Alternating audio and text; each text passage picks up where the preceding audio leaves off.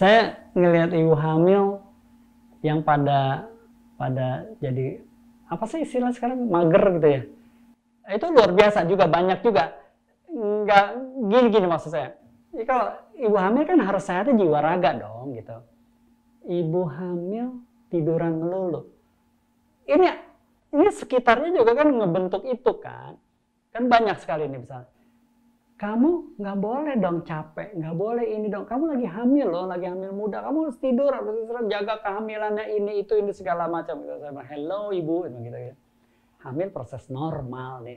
Ibu kalau mau gugur, mah gugur aja tuh. Kalau ibu suruh tiduran gitu ya, tiduran, jaga, bener gitu. Ntar juga jadi keputihan, ntar jadi kontraksi, ntar jadi perdarahan, jadi abortus dan segala macam.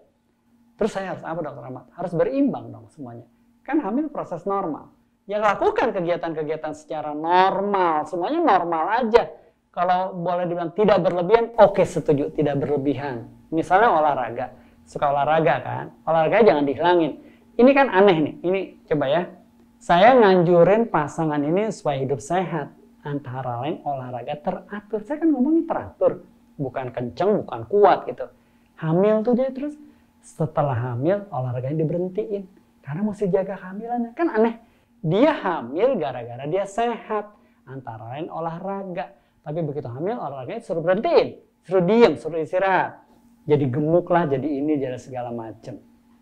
Antara lain, jangan mager gitu. Tapi semua biasa-biasa aja. Ini sekarang lagi Jakarta lagi seperti ini kan. Polusi lah dan segala macam. Saya banyak loh nganjurin ibu. Bu, mau kalau gitu, ibu keluar deh dari Jakarta gitu. Emang boleh dok jalan-jalan? Terus saya nanya lagi, emang nggak boleh bu? Yang bilang nggak boleh siapa gitu kan jadi bingung. Oh boleh tuh dok, saya baru tahu kalau hamil boleh gitu. Oke boleh. Tapi kalau misalnya ibu jalannya naik pesawat misalnya gitu ya, belum 14 minggu, nanti dulu boleh nggak bu? Tunggu dulu sampai 14 minggu. Kenapa dok 14 minggu? Supaya ari-arinya udah utuh, supaya semuanya lengkap dan bayinya lebih kuat menerima beban naik pesawat atau beban capek dan segala macam. Kan ibu target utamanya kalau misalnya jalan-jalan tidak untuk kecapean, tidak untuk sibuk, tidak untuk berantem dan segala macam. Boleh dong gitu ya. Traveling gitu ya, jalan ke satu tempat yang menyehatkan, yang menyenangkan. Boleh kalau menurut saya. Mau naik pesawat, mau naik jalan darat dan segala macam. Tapi misalnya keperluan-keperluan dasarnya nih ya. Misalnya udah dinyatakan naik pesawat lebih dari 8 jam gitu. Ya tentu ibu akan sering ke toilet kan gitu ya. Ya pilihlah duduknya di aisle gitu ya. Jadi kalau ke toilet gampang gitu ya. Kalau misalnya jarak jauh gitu, ibu pakai pakaian dalam yang mudah diganti gitu ya. Kalau perlu pakai stocking supaya tidak terjadi penyumbatan, pengentalan dan segala macam gitu. Tapi misalnya kalau jalan darat, ibu udah tahu nih jalan darat bakalan macet nih ya, bakalan macet segala kayak misalnya Lebaran. Tapi sekarang udah jarang macet ya. Kalau sampai macet gimana dokter Ahmad? Ya ibu mesti belajar pipis di mobil. Emang gitu dok? Ya belajar ibu mau pipis gimana caranya. Terserah ibu mau pakai pampers atau mau pakai apa. Yang pasti ibu nggak boleh tahan pipis. Iya sih dok. Bisa ya diatur? Ya bisa. Ya namanya juga diaturin supaya tidak. Kan kalau lagi macet nggak ada toilet gimana? Ya tuh ya pipis di mobil. Emang bisa pipis? Ya ibu yang belajar gitu kan. Pipis pilih mana? Mobilnya jadi katakanlah jadi basah gara pipis atau ibu infeksi gara-gara ibu nahan pipis, pilih yang mana? Iya sih dok, ya udah mobil kan bisa dibersihin. Ya iyalah dibersihin daripada ibu ngebersihin infeksi saluran pipisnya gimana lebih susah, apalagi jadi kontraksi, debetak tuban repot juga.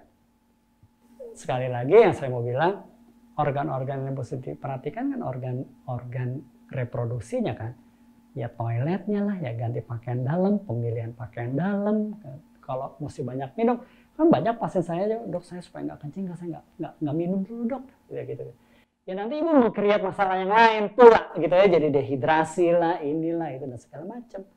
Jadi traveling aman pada ibu hamil sangat perlu diperhatikan dan itu dimungkinkan menurut saya. Kalau misalnya usia hamil sampai kapan gitu ya, mulai kapan sampai kapan sih dok? Ya ibu mau naik apa gitu, naik pesawat ya katakan. Oke, yang terbaik 14 minggu sampai 32 minggu sebelum kontraksi tapi ada pasien saya tuh terpaksa harus pulang ke Australia 36 minggu tergantung airlines-nya gitu. Saya pernah pernah ditelepon dari bandara, dari Bangkok saya ditelepon. Personal garansi saya, kok bisa saya personal garansi? Dokter Ahmad yang tanggung jawab, kok jadi saya tanggung jawab? Saya, ya udah, daripada dia nggak jalan, saya iya aja. Oke, saya terima personal garansi sampai Jakarta saya telepon gimana keadaannya, baik Bu, segala macam. Besok saya kontrol baik-baik aja semuanya. Saat itu hamil 34 minggu, nggak apa-apa. Tapi kalau misalnya jalan darat kayak waktu itu Lebaran kemarin, banyak pasien saya mau mudik lah, inilah itulah segala macam. Oke, selama tidak buru-buru, tidak ngebut, tidak capek, tidak susah perjalanan gitu, menurut saya oke. Jadi kalau sampai kapan, kalau jalan darat sampai 36 minggu juga masih aman ya. Gitu. The worst skenario seperti apa, Dokter Ahmad? Oke, pecah ketuban katakanlah ya, pecah ketuban di dalam perjalanan. Ya Ibu jangan panik lah, kita briefing kalau pecah ketuban harus apa segala macam.